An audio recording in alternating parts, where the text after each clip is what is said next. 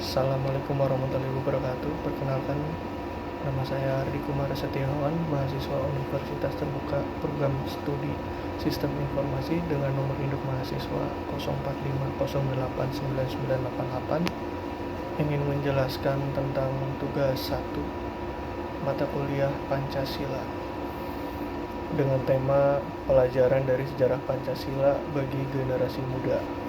Untuk judul video kali ini yaitu lahirnya Pancasila sebagai ideologi negara kesatuan Republik Indonesia. Proses lahirnya Pancasila sebagai dasar negara Indonesia tidak terjadi secara tiba-tiba, tetapi melalui serangkaian sidang dan perdebatan antara tokoh-tokoh pendiri bangsa Indonesia. Proses ini melibatkan 3 lembaga penting, yaitu BPUPKI, Piagam Jakarta, dan PPKI. Lembaga BPUPKI dibentuk pada tanggal 29 April 1945 sebagai upaya untuk mempersiapkan kemerdekaan Indonesia.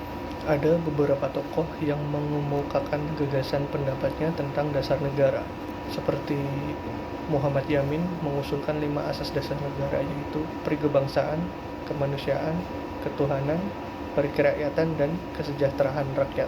Kemudian ada Profesor Dr. Supomo yang mengusulkan dasar negara dengan konsep negara yang integralistik atau tidak memisahkan individu dan negara. Dan Insinyur Soekarno yang mengusulkan 5 sila yang kemudian dikenal sebagai Pancasila. Setelah sidang pertama BPUPKI, dibentuklah Panitia 9 pada tanggal 22 Juni 1945 untuk merumuskan kompromi antara kelompok nasionalis dan Islam.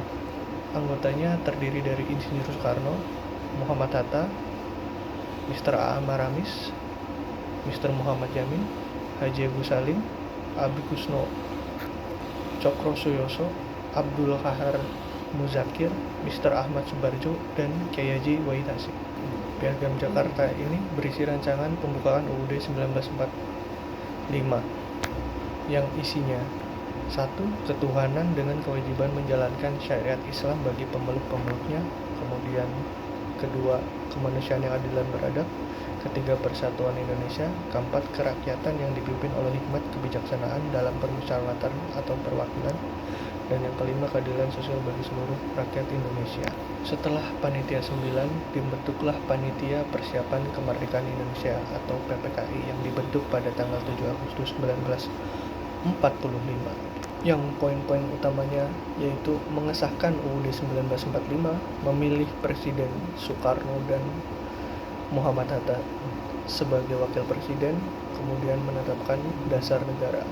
Pada saat itu terdapat keberatan dari wakil-wakil Indonesia Timur terhadap sila pertama Piagam Jakarta, yang akhirnya Dr. Andes Muhammad Hatta mengusulkan perubahan menjadi dari ketuhanan dengan kewajiban menjalankan syariat Islam bagi pemeluk-pemeluknya diubah menjadi ketuhanan yang Maha Esa.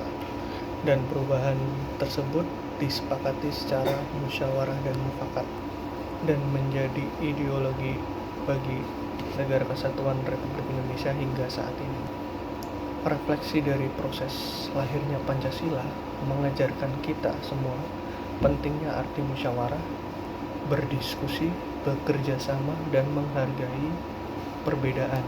Nilai-nilai yang terkandung dalam Pancasila sangat berguna dalam menghadapi tantangan pada zaman sekarang, seperti perkembangan teknologi, perbedaan pendapat, dan masalah-masalah sosial lainnya.